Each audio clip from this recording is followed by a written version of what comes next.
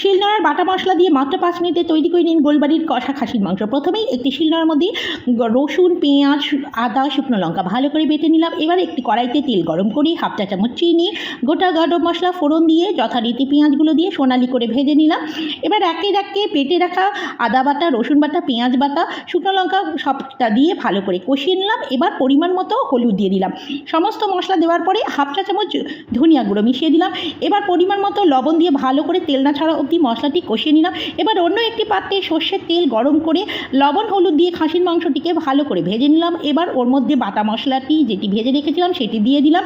এবার সমস্ত মশলাটিতে গন্ধ না ছাড়া অবধি ভালো করে কষিয়ে নিয়ে একটি গোটা টমেটোকে হাফ টুকরো করে দিয়ে দিলাম। আর বেটে রাখা মশলার যে জলটি ছিল সেটিও এর মধ্যে মিশিয়ে দিলাম। একটি রসুন না দিলে আবার আমার খাসির মাংস ভালো লাগে না। মাত্র 4টি সিটি দিয়ে শেষে গোটা গরম মশলা শিলনোড়ায় বেটে আবারও দিয়ে দিলাম। কিছুক্ষণ রেখে গেল আমাদের গোলবাড়ি কষা মাংস। এইভাবে একবার বাড়িতে ট্রাই করুন।